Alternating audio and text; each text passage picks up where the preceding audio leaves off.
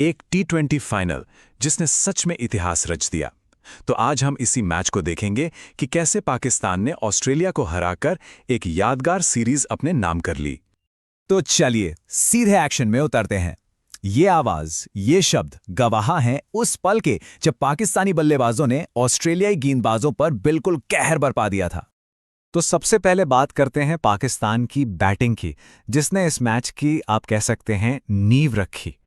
तो सीन था लाहौर के मैदान का, T20 फाइनल का रोमांच, और पाकिस्तान कर रहा था पहले बल्लेबाजी। लेकिन सच कहें तो शुरुआत थोड़ी लड़खड़ाई हुई थी। शुरुआत मतलब बिल्कुल भी आसान नहीं थी।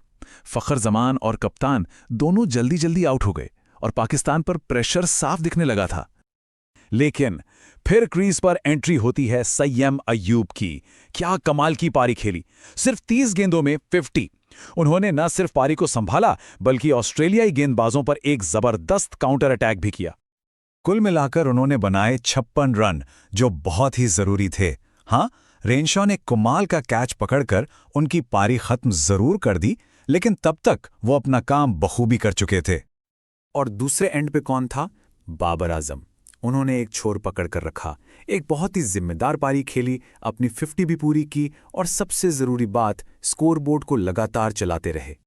पाकिस्तान एक अच्छे स्कोर की तरफ तो बढ़ ही रहा था, लेकिन फिर मैदान में जो हुआ उसने गेम का पूरा नक्शा ही बदल दिया। एंट्री हुई शादाब खान की और उनके साथ आया एक तूफान।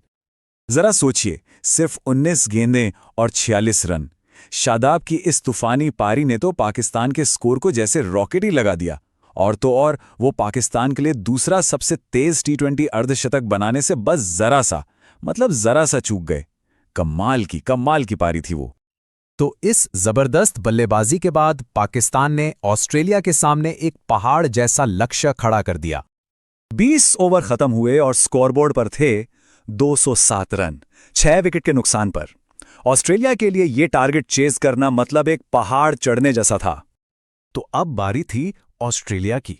चलिए देखते हैं कि इस विशाल लक्ष्य का पीछा करने में उनका क्या हाल हुआ और कैसे पाकिस्तानी गेंदबाजों ने उन पर अपना शिकंजा कसा। और गेंद हाथ में लेकर आए शाहीन शाह अफरीदी। कमेंटेटर के ये शब्द ही काफी हैं उनकी गेंदबाजी की कहानी बताने के लिए। यहीं से ऑस्ट्रेलिया के पतन की शुरुआत हुई। ऑस्ट्रेलिया का टॉप ऑर्डर तो मानो ताश के पत्तों की तरह बिखर गया।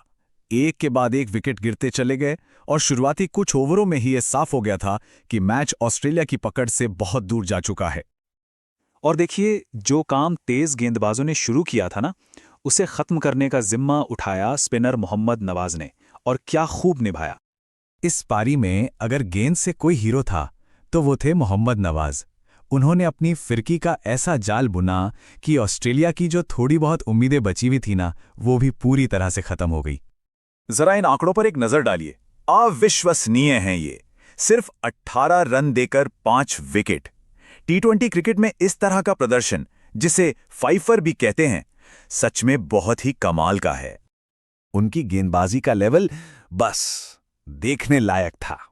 कैमरन ग्रीन को क्लीन बोल्ड किया और फिर स्टंपिंग से अपना 5वां विकेट हासिल किया। ये तो जैसे स्पिन गेंदबाजी की एक मास्टर क्लास चल रही हो। तो आखिर में नतीजा क्या निकला? चलिए इस मैच और सीरीज के फाइनल आंकड़ों पर एक नजर डालते हैं। पाकिस्तान ने ये मैच जीता, वो भी पूरे 111 रनों के विशाल अंतर से। ये नंबर ही अपने आप में उनके दबदबे की कहानी कहता है। दोनों टीमों के फाइनल स्कोर को देखिए। ये एक तरफा मुकाबले की पूरी कहानी खुद ही बयां कर रहे हैं।